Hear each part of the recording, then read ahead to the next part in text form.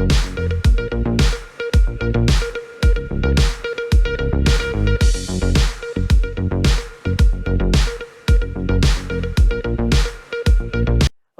मेरे प्यारे प्यारे बच्चों, welcome back to the another video. और पिछले लेक्चर में मैंने हाइड्रोकार्बन्स के अंदर आप लोगों को सबसे पहली केमिकल रिएक्शन अल्केन्स की करवा दी थी, that is your substitution reaction. बहुत बड़ी रिएक्शन थी।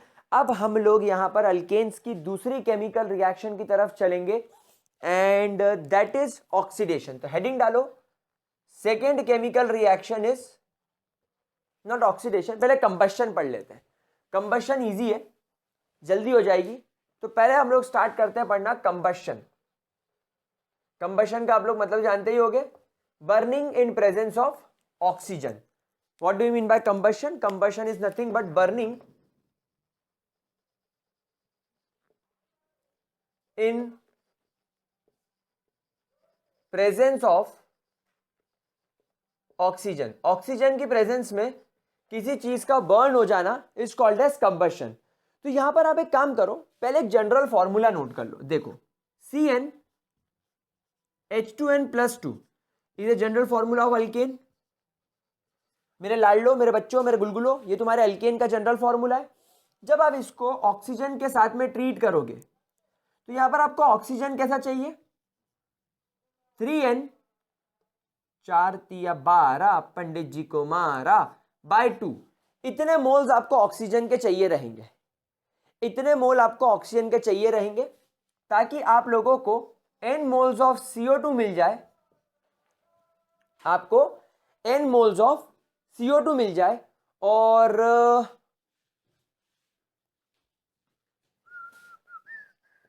n+1 मोल्स ऑफ H2O मिल जाए।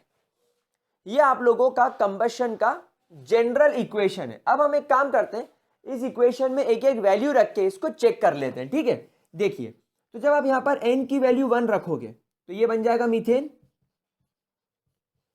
3 इंटू 1, 1 इंटू 3 हो गया 3, 3 + 1 4, 4 डिवाइडेड बाय 2 2, 2O2 बर्न होने पर आपको क्या देगा?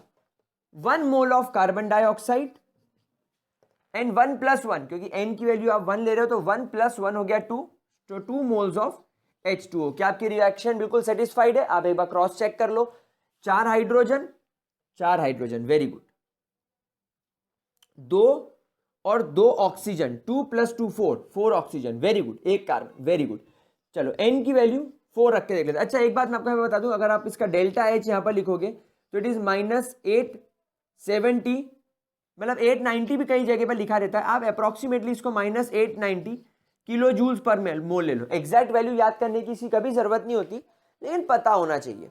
अगर आप यहां पर n की वैल्यू 4 ले लो तो जाएगा C4H10 plus 4 3 12, 12 + 1 13, 13 by 2O2, it will give you, n की वैल्यू 4 है तो 4 CO2 plus 4 + 1 5, 5 H2O। Let's cross check कि क्या हमारे पास में सारी वैल्यूज ठीक आ रही है कि नहीं। 4 ऑक्सीजन, 4 ऑक्सीजन, सॉरी क्या बोल रहा हूं मैं, 4 carbon, 4 carbon, okay. 10 hydrogen, 10 hydrogen, very good. 5 oxygen यहां से निकाल लो और 8 ऑक्सीजन यहां से निकाल लो, 13, 13 oxygen, 13 by 2O2, very good. अच्छा, यहां पर आपको 13 ऑक्सीजन मिल रहे हैं। यहां पर 13/2 क्यों लिखा? क्योंकि आप यहां पर O2 का मॉलिक्यूल लेकर चल रहे हो। आप यहां पर O2 का मॉलिक्यूल लेकर चल रहे हो तो आपको एक्चुअली यहां पर 13 O2 का मतलब क्या हो गया? टोटल आपके पास में 13 2 26 ऑक्सीजन के एटम हो गए। इसको आपने 2 से डिवाइड करा तो आपके पास में 13 ऑक्सीजन के एटम हो गए। और ये 13 ऑक्सीजन के एटम इधर आपको दिख रहे हैं, 5 इधर और 8 इधर। तो या तो आप इसको ऐसा लिख लो या तो आप इसको ऐसा लिख लो, लेकिन क्या होता है, ये फेवरेबल नहीं रहता रिएक्शन में लिखना, क्योंकि नेसेंट ऑक्सीजन कभी अवेलेबल रहता ही नहीं। ऑक्सीजन तो हमेशा O2 में मिलता है, क्योंकि आप जो कंबशन कर रहे हो burning in presence of oxygen कर रहे हो। ऑक्सीजन या आप इसको एयर बोल दो, और एयर में तो हमेशा ऑक्सीजन O2 के फॉर्म में रहता है, इसलिए हमको बैलेंसिंग करने के लिए इसका इस्तेमाल करना पड़ता है। तो कोई दिक्कत वाली बात नहीं है। अगर कोई वैल्यू ऑड नंबर में आ रही तो 2 से डिवाइड कर लो, आपका काम हो जाएगा। अच्छा, इसका जो डेल्टा H है ना, लाड़ लो, इसका डेल्टा आई देखा गया है -2875 किलो जूल्स पर मोल के आसपास। अब आप खुद ही देख लो कि जब आप कंबस्ट कर रहे हो तो कितनी ज्यादा हाई अमाउंट में रिएक्शन एक्सोथर्मिक दिख रही है। They are highly exothermic in nature, they are highly exothermic in nature. इसीलिए क्योंकि आप जब एक छोटा सा ब्यूटेन को, जब आप ब्यूटेन को बर्न करोगे, कंबस्ट करोगे, तो आप देखो कितनी ज्यादा अमाउंट में एनर्जी निकल रही है। तो क्योंकि ये बहुत ज्यादा एक्सोथर्मिक नेचर के होते हैं, they are highly exothermic in nature, therefore they are used as fuels, इसीलिए इनको फ्यूल्स की तरह इस्तेमाल किया जाता है। और भाई कंबशन का प्रोडक्ट तो आप हमेशा ध्यान रखना, carbon dioxide and water are the by products, by product नहीं, are the major products of combustion. जब भी आप कंबस्ट करोगे तो ये आपको मेजर प्रोडक्ट की तरह दिखाई देगा। नोट कर लो, फिर एक इंपॉर्टेंट पॉइंट और सिखा देता हूं, फिर और मजा आएगा। नोट करो,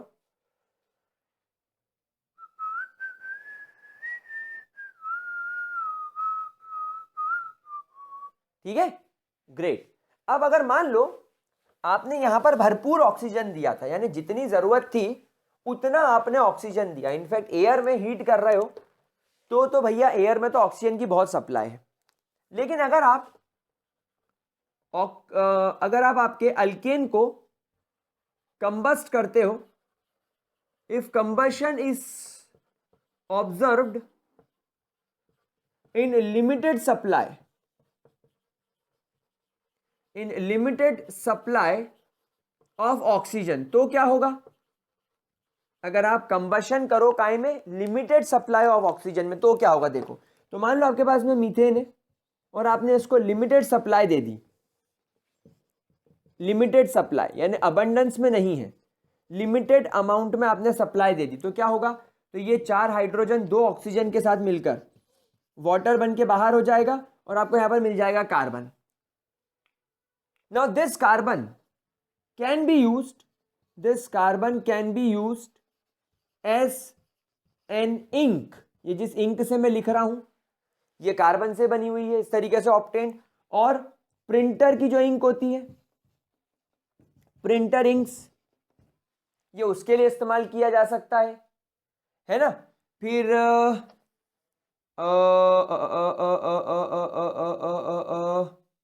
और कहां इस्तेमाल, फिल्टर्स की तरह इसको इस्तेमाल किया जा सकता है। फिल्टर्स आपने देखा होगा ना, आपका जो आरओ प्यूरिफायर वगैरह होता है उसके अंदर एक फिल्टर आता है, वो जब फिल्टर खोलता है ना सामने वाला पर्सन, तो उसमें से कुछ ब्लैक ब्लैक कलर के पार्टिकल्स निकलते हैं। तो बेसिकली ये जो तुम्हारे ब्लैक पार्टिकल्स होते हैं वो यही कार्बन ही होते हैं, तो ये वहां पर इस्तेमाल किया जा सकता है, ठीक है, कोई दिक्कत। और ब्लैक कलर के पिगमेंट्स बनाने के लिए भी इस्तेमाल किया जा सकता है, ब्लैक पिगमेंट्स, ब्लैक पिगमेंट्स। तो इन सब जगह पर आप बेसिकली इस कार्बन का इस्तेमाल कर सकते हैं। क्या दिक्कत, कोई परेशानी? पक्की बात। तो अगर आप इनकम्प्लीट कंबशन करोगे लिमिटेड सप्लाई में, इसको कई बार इनकम्प्लीट कंबशन भी बोला जाता है, ठीक है। तो ये हो जाएगा आपका ओवरऑल कंबशन। तो इसको जरा आराम से नोट कर लो, फिर अपन स्टार्ट करते हैं हमारी second chemical reaction, third chemical reaction, that is called as oxidation. Note it down, लाड लो, नोट करो इसको। चलो, कर लिया नोट? आगे बढ़ सकते हैं हम लोग। चलिए, बहुत बढ़िया, धीमे धीमे हो गया। चलो, बहुत बढ़िया, आगे बढ़े, ग्रेट। अब हम लोग यहाँ पर तीसरी केमिकल रिएक्शन की तरफ चलते हैं मेरे प्यारे बच्चों, that is controlled oxidation. Control Uday, अरे क्या करूं, कब तक तेरी गलतियों का ठोकरा लेकर अपने सर पे घूमता रहूंगा, क्या करूं, मार भी तो नहीं सकता, प्यार जो करता हमसे। कंट्रोल उदय, उदय ने कैसे कंट्रोल किया था खुद को? कंट्रोल। वैसे हमको यहाँ पर किसको कंट्रोल करना है? ऑक्सीडेशन को। We have to control the oxidation, मतलब ऑक्सीडेशन करना है लेकिन कंट्रोल में। अगर आप यहां पर अनकंट्रोल्ड ऑक्सीडेशन कर दोगे तो फिर तो वो कंबशन में बदल जाएगा। हमको कंबशन में नहीं घुसना है, ऑक्सीजन के साथ में हमें ट्रीटमेंट करना जरूर है लेकिन कंट्रोल में, ठीक है। प्यारे बच्चों, क्या ये चीज क्लियर हो गई? क्या इसके अंदर किसी भी तरीके की कोई परेशानी? पक्की बात, आगे बढ़े। चलिए, बहुत बढ़िया। तो सबसे पहले अगर मान लीजिए मेरे पास में मीथेन है और अगर मैं इस मीथेन का ट्रीटमेंट ऑक्सीजन के साथ करता हूं, अगर मैं इस मीथेन का ट्रीटमेंट ऑक्सीजन के साथ करता हूं इन प्रेजेंस ऑफ कॉपर, लगभग मैं इसको 573 केल्विन पर हीट करूंगा और प्रेशर रखूंगा 100 atm का, मतलब अंडर वेरी हाई प्रेशर, बहुत ज्यादा हाई प्रेशर रहने वाला है, एक्सट्रीमली हाई। मतलब आप सोच लो अभी आपके ऊपर जो तापमान प्रेशर है वो लगभग 100 atm का है, लगभग कितना है 100 atm का है, लेकिन नहीं, हमारे ऊपर जो प्रेशर है वो अभी 1 atm का है, लेकिन इस प्रेशर से 100 गुना ज्यादा प्रेशर आपको क्रिएट करना पड़ेगा, तब कहीं जाकर आपको ये जो रिएक्शन होती हुई नजर आएगी वो आपको मिल जाएगा यहाँ पर 2 moles of CH3OH, that is your methanol. यानी आप चाहें तो डायरेक्टली आप आपके अल्केन को, यानी कि आप आपके मीथेन को ऑक्सीजन की प्रेजेंस में, in presence of copper as a catalyst, 573 kelvins यानी at a very high temperature and 100 atm at a very high pressure, आप इसको मीथेनॉल में कन्वर्ट कर सकते हैं। आपने यहाँ पर ऑक्सीडेशन को कंट्रोल कर लिया। अगर यहां पर आपके पास में सिंपल मीथेन है और अगर आप इस मीथेन को ऑक्सीजन के साथ ट्रीट करते हो हीटिंग इफेक्ट से, लेकिन यहां पर आपने कैटलिस्ट बदल दिया, आपने यहां पर मॉलिब्डेनम ऑक्साइड ले लिया, MO2O3, MO2O3, MO बोले तो मॉलिब्डेनम एंड O3 बोले तो ऑक्साइड, तो मॉलिब्डेनम ऑक्साइड की प्रेजेंस में ये आपको बनाकर दे देगा HCHO।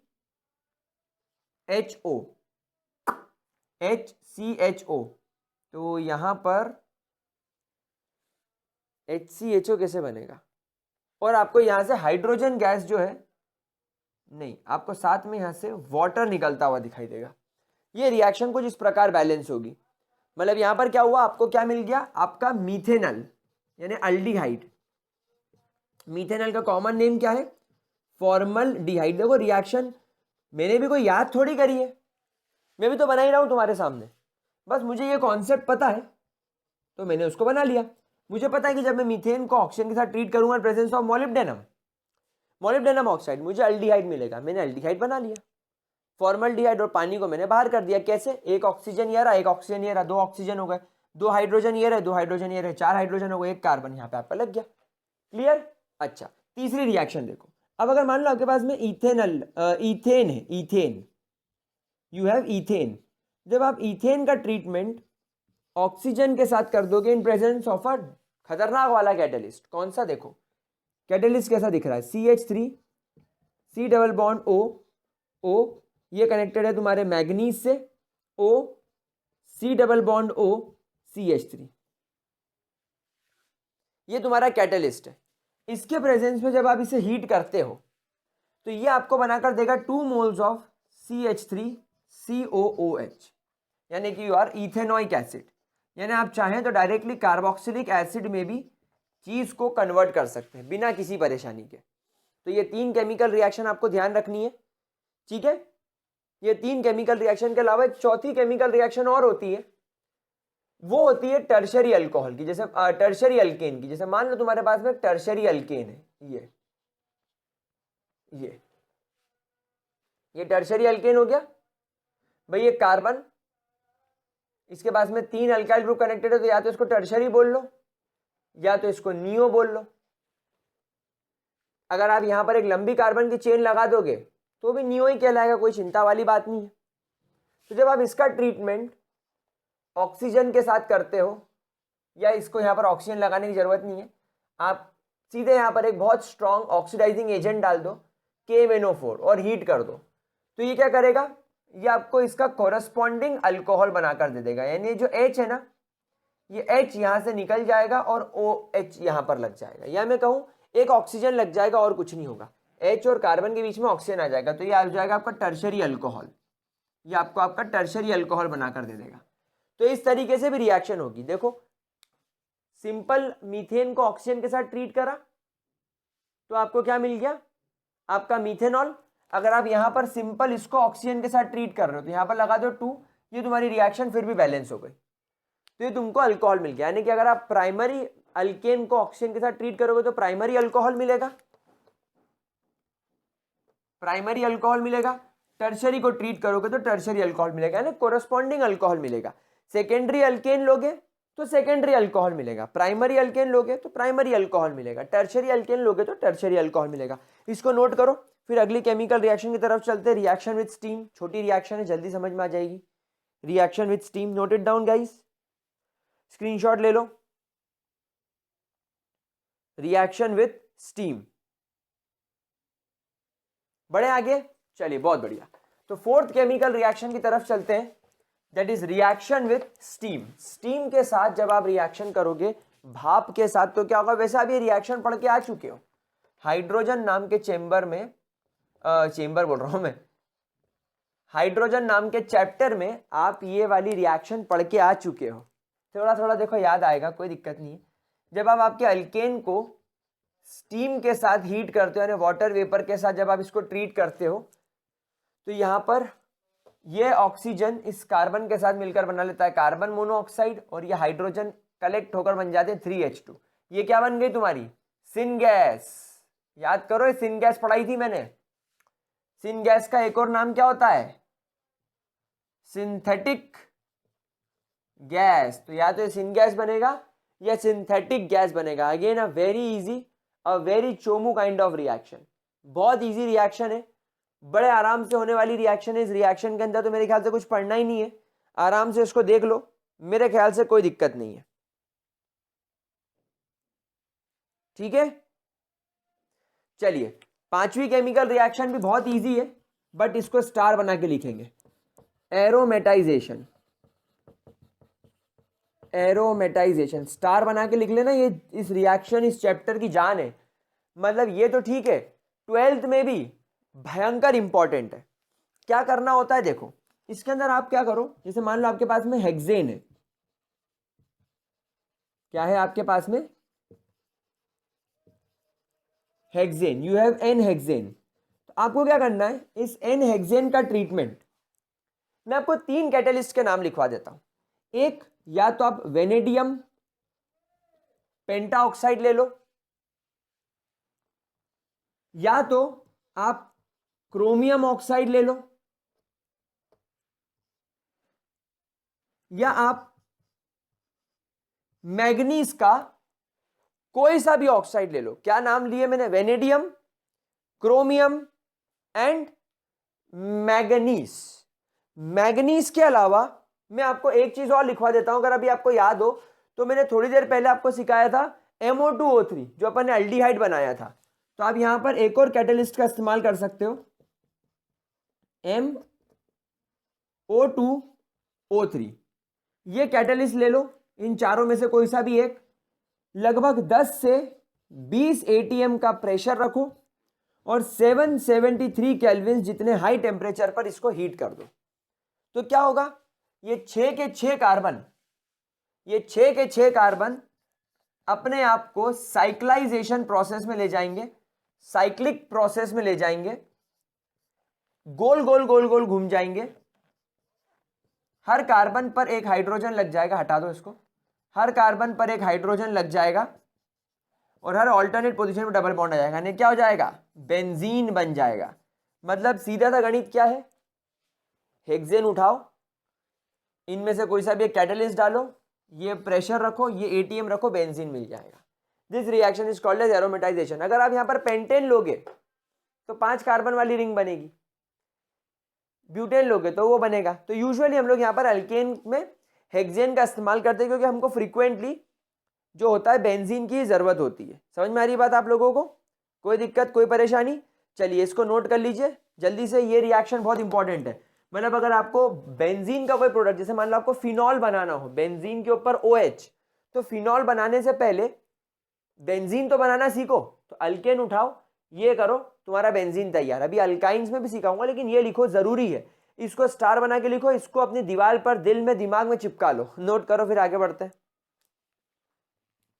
ठीक है मेरे बच्चों, मेरे गुलगुलो, मेरे बकुड़ो, हो गया, बहुत बढ़िया।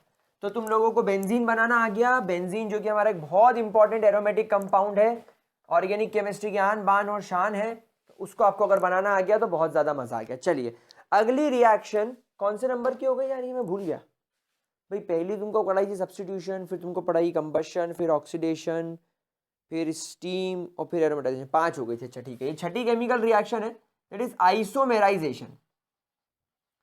Isomerisation, isomerization. अब आप लोगों को नाम से समझ में आ गया होगा हम लोग इसके अंदर क्या बनाने वाले, हम लोग इसके अंदर आइसोमर्स बनाने वाले। तो जैसे फॉर एग्जांपल मान लो अगर आपके पास में एन हेक्सेन ही, चलो मैं उठा लेता हूं, CH3 CH2 CH2 CH2 CH2 CH3, this is your n hexane. ये मेरे प्यारे बच्चों तुम्हारा क्या है, एन हेक्सेन है। जब आप इस एन हेक्सेन का ट्रीटमेंट एनहाइड्रस एल्यूमिनियम क्लोराइड के साथ करते हो और HCl के साथ में करते हो, बेटा देखो इन चीजों में कैटलिस्ट का ध्यान रखना बस। तो यहां पर देखिए क्या होगा, इसके अलग अलग प्रकार के आइसोमर बन जाएंगे। एक ये बन जाएगा CH3 CH2 CH CH3, 1 2 3 4 5 और एक CH3 आपका यहां लग जाएगा। इस कंपाउंड को क्या बोलेंगे हम लोग, 2 मिथाइल पेंटेन। एक और क्या बन जाएगा, CH3 CH2 CH CH2 CH3 और यहां पर लग जाएगा आपका CH3, इसको हम लोग बोलेंगे 3 मिथाइल पेंटेन। अच्छा, अगर आप लोगों को याद हो तो मैंने आप लोगों को अभी थोड़ी दिन पहले ही इस चैप्टर में सिखाया था कि तुम्हारा जो हेक्सेन होता है इसके टोटल 5 आइसोमर्स पॉसिबल है। 5 में से यहां पर मैंने 2 ही लिखे हैं। अब बहुतों लोगों के मन में सवाल आएगा कि सर आपने 2 आइसोमर क्यों लिखे, बाकी आइसोमर क्यों नहीं लिखे? क्योंकि बेटा ये दोनों क्या है, ये दोनों मेजर प्रोडक्ट है, यानी इनकी जो मात्रा रहेगी ना वो ज्यादा रहेगी। जैसे मान लो आपने ये 100 ग्राम ले लिया, तो 100 ग्राम में से हो सकता है कि 40 ग्राम ये मिले, हो सकता है कि 44 ग्राम ये मिले, बाकी बचे हुए 16 ग्राम 2 आइसोमर मिल गए मेजर क्वांटिटी में। बाकी जो 3 आइसोमर हैं वो बहुत माइनर क्वांटिटी में मिले, बहुत लेस क्वांटिटी में मिले। और ऑर्गेनिक केमिस्ट्री में हमेशा हम लोग रिएक्शन लिखते वक्त वही चीज लिखते हैं जो मेजर क्वांटिटी में होती है। तो हम लोग माइनर क्वांटिटी में प्रोडक्ट नहीं लिख सकते, लेकिन अगर आप लिखना चाहें तो अब ये आपका टास्क है कि आप इसके बचे हुए 3 आइसोमर क्या ढूंढ सकते हैं। वैसे कोई बड़ी बात नहीं है, एक CH3 इसको कर दो, मैं यहां दिखाता हूं। हाँ, ये CH3 रहने दो, ये CH2 को उठाकर यहां पर लगा दो CH3 करके, तो ये तुम्हारा एक आइसोमर और बन गया। तो आप चाहें तो इसके कितने ही आइसोमर्स बना सकते हैं, 5 आइसोमर टोटल इसके पॉसिबल है, 2 मैंने लिख दिए। This reaction is called as isomerization. भाई अगर यहाँ पर पेंटेन होगा तो पेंटेन के आपके 3 आइसोमर्स बन जाएंगे, अगर यहाँ पर हेप्टेन होगा तो उसके आइसोमर्स निकल जाएंगे, डेकेन होगा तो डेकेन के तो 75 आइसोमर्स होते हैं, जो मेजर होंगे वो आप चाहो तो लिख सकते हो। तो this is called as isomerization. अब एक सवाल, क्या मीथेन इथेन और प्रोपेन आइसोमेराइजेशन रिएक्शन करेगी? नहीं, क्योंकि उनका तो एक ही आइसोमर है वो खुद। तो ये रिएक्शन ब्यूटेन कर सकता है, पेंटेन, हेक्सेन और इससे बड़े वाले कर सकते हैं। और आप लोग जानते हो कि जब आप उस पर पहुंचोगे 9 कार्बन वाले पे, उसके 35 होते हैं, फिर 10 कार्बन वाले के 75 होते हैं, तो इतने सारे आइसोमर्स कौन लिखेगा? इसलिए हम लोग यूजुअली सिर्फ इसको हेक्सेन के अंदर ही ऑब्जर्व करते हैं, पेंटेन के अंदर भी कोई ज्यादा जरूरत नहीं, ब्यूटेन के अंदर भी जरूरत नहीं है। तो इसीलिए हेक्सेन सिखाई गई है। मतलब आप ये मत सोचना कि सर एग्जाम में और कुछ तो नहीं आएगा, आ ही नहीं सकता भाई, कोई आपसे पागल थोड़ी 75 आइसोमर्स लिखवाएगा, कोई नहीं लिखवाएगा। और कोई मीथेन इथेन प्रोपेन बनाता नहीं तो कोई पूछना नहीं है, हेक्सेन ही सबसे बेस्ट है। चलिए last chemical reaction is the 7th chemical reaction, जिसको बोलते हैं पायरोलिसिस। पायरोलिसिस, बेटा पायरोलिसिस रिएक्शन में पायरो का मतलब होता है heat, pyro stands for heat, and lysis का मतलब ब्रेक डाउन, यानी कि break down in presence of heat is called as pyrolysis. Basically ये केमिकल रिएक्शन जो है ये पेट्रोलियम इंडस्ट्रीज के अंदर बहुत इस्तेमाल की जाती है। ये जो आपकी पेट्रोलियम इंडस्ट्रीज होती है ना, उसके अंदर ये बहुत इस्तेमाल की जाती है। जैसे मान लो आपके पास में एक लार्ज चेन, एक बड़ी चेन वाला अल्केन है। फॉर एग्जाम्पल आपको पता हो तो केरोसिन ऑयल जो होता है, केरोसिन ऑयल के अंदर C12 H26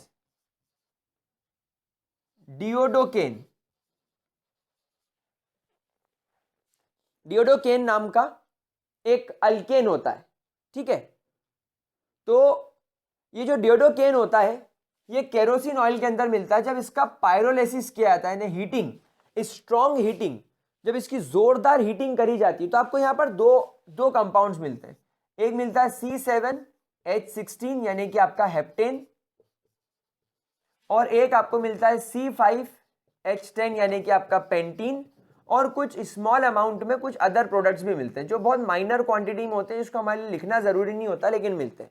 तो आपको दो छोटे छोटे अल्केन मिल गए, दो छोटे छोटे हाइड्रोकार्बन मिल गए। तो पायरोलिसिस का मतलब क्या होता है? ब्रेकडाउन ऑफ एन हाइड्रोकार्बन या of a hydrocarbon, breakdown of a hydrocarbon in smaller units, छोटी छोटी यूनिट्स में जब आप इसे तोड़ते हैं तो इसे क्या बोला जाता है? पायरोलिसिस। अच्छा, जैसे मान लो आपके पास में हेक्सेन है C6H14, तो यहां पर ऐसा जरूरी नहीं है कि इसके पायरोलिसिस से आपको एक ही प्रोडक्ट मिले। कई बार आपको इसके पायरोलिसिस से 3 अलग अलग प्रोडक्ट मिल सकते हैं। कैसे? देखो, तीनों में पहले हीट कर दो। अच्छा देखो ट्रिक कैसी है इसको याद करने की। C2 C3 C6, ठीक है, नीचे से ऊपर की ओर चले, छोटे से बड़े की ओर चले। पहले 2 लिखा, फिर 3 लिखा, फिर 3 2 जा 6 कर दिया। भाई ये मेरी ट्रिक है हो, इसको उसमें एग्जाम में मत लगाना कि सर ने ऐसा सिखाया था। इसको याद करने का तरीका बता रहा हूं। पहले 2 लिखो, फिर 3 लिखो, फिर 3 2 जा 6 कर दो। अब 6 का डबल 12 तो हाइड्रोजन 12, 3 का डबल 6 तो हाइड्रोजन 6, 2 का डबल 4 तो हाइड्रोजन 4। क्या बात समझ में आ गई? आई कि नहीं आई? कोई दिक्कत, कोई परेशानी? पक्की बात? अच्छा, अब यहां पर क्या बचा? 2 हाइड्रोजन बचे, तो 2 हाइड्रोजन बना दिए मैंने, ठीक है। और C3H6 4 2 जा 8, 3 2 जा 6। अच्छा एक सेकेंड, थोड़ा सा गड़बड़ हो गया बच्चा लोग, इसको 4 कर लेते हैं, इसको 3 कर लेते हैं। 2 4 6 करना था, सॉरी 3 4 6, वो अपने लिए ट्रिक गलत हो गई, सॉरी भाई, होता है बड़े बड़े देशों में, छोटी छोटी बातें होती रहती है सैनरीटा, ठीक है। तो 4 2 जा 8 कर लो, इसको 3 2 जा 6 कर लो। अच्छा ये वाली ट्रिक थी। अब यहाँ पर क्या हुआ? 4 कार्बन और 8 हाइड्रोजन खत्म हो गए। अब यहाँ पे 2 कार्बन बचे और 6 हाइड्रोजन बचे, तुम्हारा इथेन बन गया। अब यहाँ पर क्या होगा? अब यहाँ पर आपके पास में 2 हाइड्रोजन लगा दो, 1 कार्बन लिख दो, 2 carbon 3 carbon 2 carbon 1 carbon, 1 carbon वाला तो ऑब्वियसली मीथेन होगा। तो 6 और 4 10 हो गए, तो यहाँ पर C4 मिलेगा। तो 4 4 8 और 6 14, ये आपकी रिएक्शन बैलेंस हो गई। तो ये आपका पायरोलिसिस होता है। मतलब आप क्या कर सकते हो, आप आपके एक नॉर्मल अल्केन को, आप आपके हेक्सेन को अलग अलग कंपाउंड में तोड़ सकते हो। जैसे कि ये हेक्सीन है, ये ब्यूटीन है, ये प्रोपीन है, ये इथीन है, ये मीथेन है, और ये इथेन है C3H6, और ये हाइड्रोजन है। तो बेटा आप लोगों को ये ट्रिक, सॉरी वाली गलती हो गई, 3 4 और 6 करना था, बट आप बाकी मेरे जैसे बैलेंस करना सीखा है, बैलेंस कर सकते हो। This is called as pyrolysis, ठीक है। हर जगह ट्रिक काम नहीं करती, कभी कभी हो जाता है।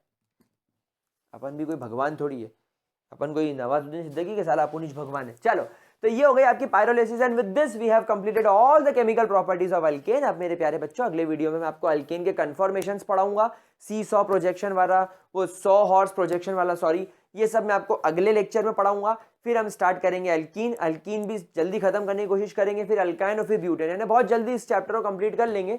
लेकिन मान के चलो कि इसके अंदर अभी भी कम से कम 10 एक लेक्चर तो फिर भी लगेंगे। तो चलो ठीक है, जल्दी कंप्लीट करेंगे। आज की क्लास यहीं खत्म करते हैं। That's all for today, bye bye, have a great day प्यारे बच्चों।